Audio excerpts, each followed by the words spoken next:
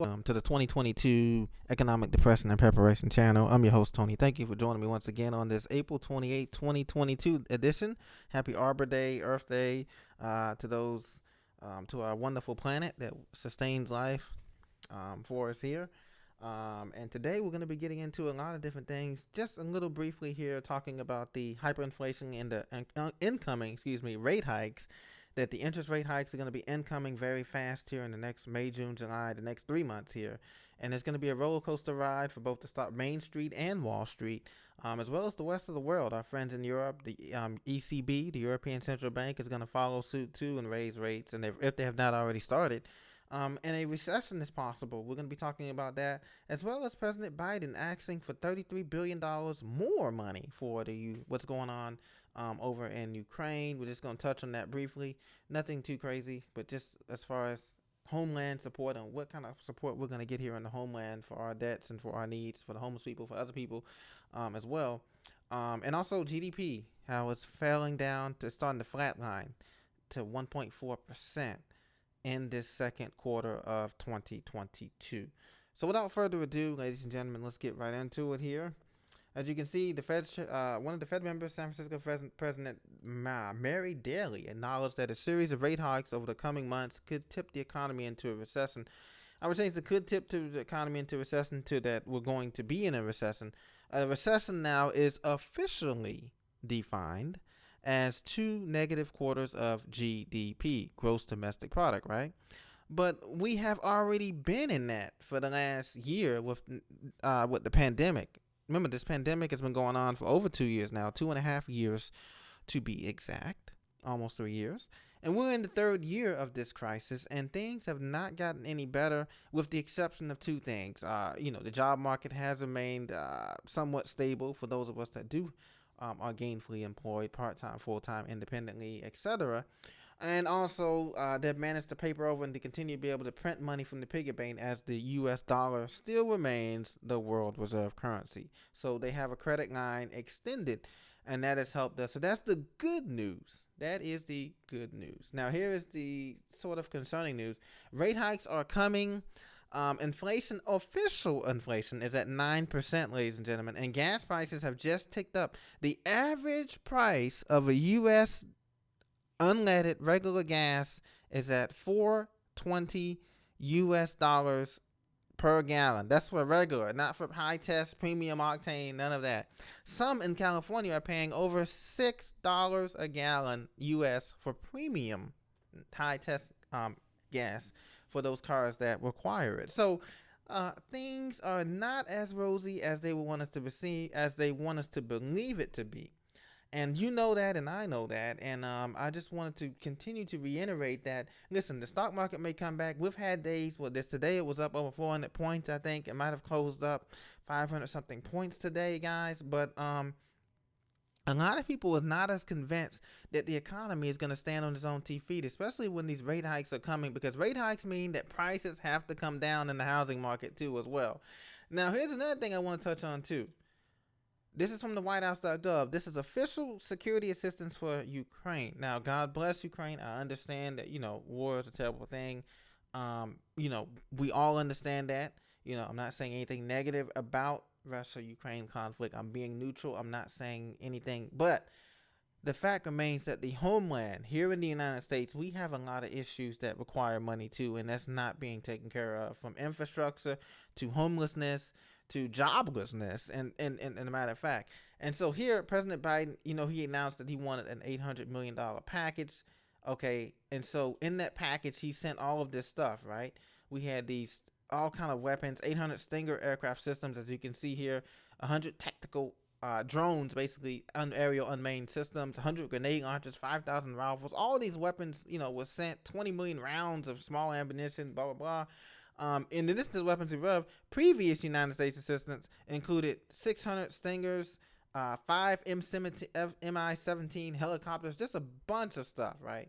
Now, okay, and we lead the way, as a matter of fact, with the assistance to Ukraine, obviously, as far as the NATO partnership. Remember, we're in a partnership with NATO and other countries.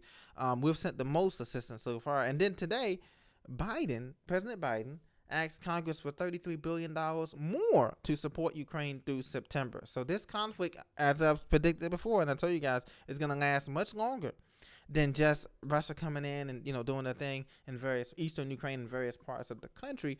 This is going to last through this year and possibly through next year. And the amount of money spent is not going to top the amount of money we spent in Afghanistan and Syria, because in Afghanistan we were in for what, over 21 years, which is unbelievable. You can imagine how much money we spent then. But now we have $33 billion that's going to be approved by Congress to go humanitarian aid, military aid to go through Ukraine to September. He says it's not cheap. This is Biden's words. Quote, "It is not cheap, but caving to aggression is going to be more costly," he said today. Well, that's to be determined, okay? And this is going to, what do you think this is going to do to gas prices, food prices here? All of this money printing for both abroad and at the homeland is just going to create a crescendo of hyperinflation. Is going to kill the U.S. dollar, kill this economy even further. And remember, his infrastructure plan has not fully passed yet. The $1 billion infrastructure plan over here hasn't passed yet. But isn't that ironic? But yet this has passed, is going to be passed probably, with flying colors. But the infrastructure bill for to help out the homeland, to help out us Americans that need help, is not going to be passed. And so this is going to be a disaster, as this is going to add to hyperinflation. This is going to add to more people suffering, and wages are not going to be able to keep up with this, unfortunately. So GDP fell at 1.4% pace to start the year as recovery takes a hit. GDP will continue to slide. Gross domestic product, ladies and gentlemen, is going to continue to slide. Declines in fixed investment, defense spending, and the record trade imbalance weighs on growth. Well, how can you grow when you're not producing anything, ladies and gentlemen? We have not produced. The 30-year Treasury bond is almost at 3%. The 10-year is well above 2.5, 2.7%. The economy, everybody's trying to say the economy is not falling into recession. It's already there, okay? We're down 1.4% in the first quarter. We will continue to see negative growth in the Dow and other places. You have to remember, the stock market is not the total economy. What happens on Wall Street, the S&P 500, the Russell 2000, the Dow Jones, that's not the whole economy. Production, utility, that's the economy that Ray Dalio talks about. That's the economy that guys like Robert Kiyosaki talks about. That's the economy that Gerald Celente talks about. Production, growth, utility. And so far, we're falling behind in that race because we're not producing anything. We're just spending paper money that has no value, fiat money. Fiat currencies fail 99% of the time, and this is the reason why we're in trouble, because we're just printing our way through. So he's going to ask for $33 billion, not counting the $800 billion that we just sent to them to help ease and do all this stuff. When you do things indirectly, this is the result. And this economy is going to continue to fall down. And Apple may beat revenue guidance. Other countries may beat revenue guidance. But eventually, there's only so much money to go around, ladies and gentlemen. And the money supply is tightening. Credit is tightening. As I said before, once credit in the housing market tightening, you can kiss this economy goodbye. It's going to be a recession, a double dip recession that's going to last all the rest of President Biden's term.